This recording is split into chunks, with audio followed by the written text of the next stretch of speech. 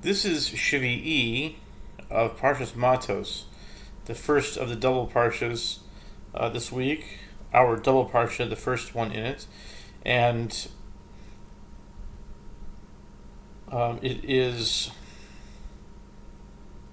Numbers chapter 32,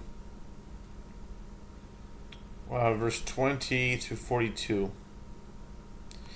and I'll read the Maftir as if it were a single parsha, because I've been doing single parshas this time, both parshas, but as if they were single. So the Maftir will be, if it was a single parsha, it would be from the last four verses, Numbers 32, 39 through 42. Shevii, this is the seventh reading, starting in chapter 32, verse 20. Moses said to them, "If you do this thing, if you arm yourselves for battle before the Lord, and your armed forces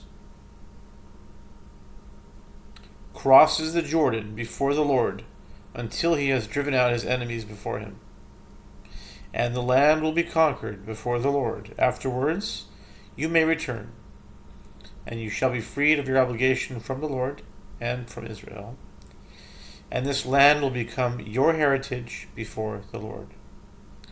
But if you do not do so, behold, you will have sinned against the Lord, and be aware of your sin which will find you.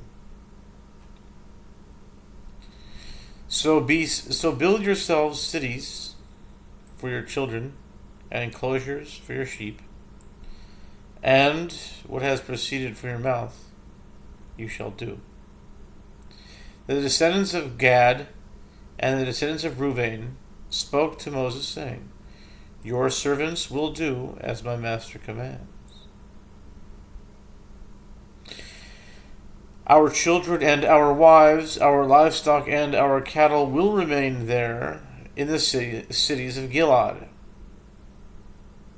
But your servants will cross over, all who are armed for combat before the Lord, for the battle, as my master has spoken." Moses commanded Eleazar the Kohen, and Joshua the son of Nun, and all the paternal heads of the tribes of the children of Israel concerning them. Moses said to them, "If the descendants of Gad and Reuben cross the Jordan with you, armed for battle before the Lord, and the land is conquered before you, you shall give them the land of Gilead as a heritage.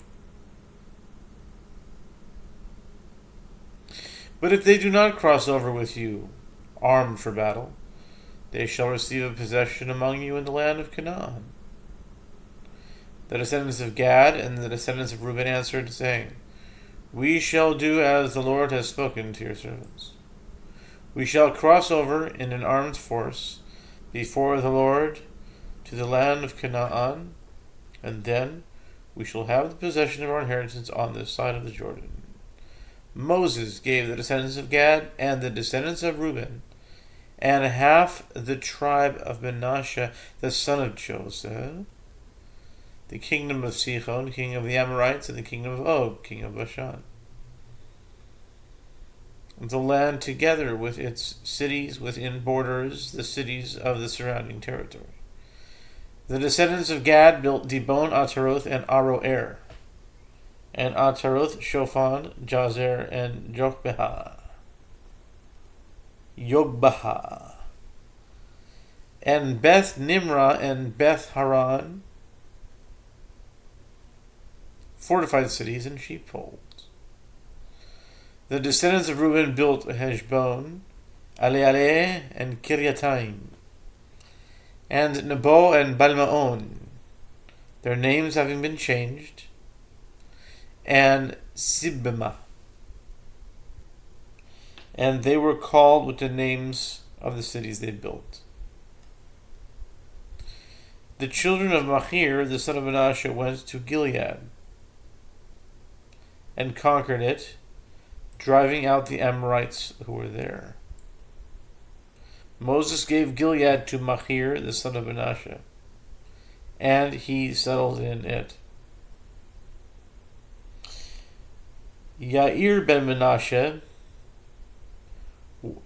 the son of Menashe, went and conquered their hamlets and called them the hamlets of Yair. Noba went and conquered Kenath and its surrounding villages, and called it Noba, after his name.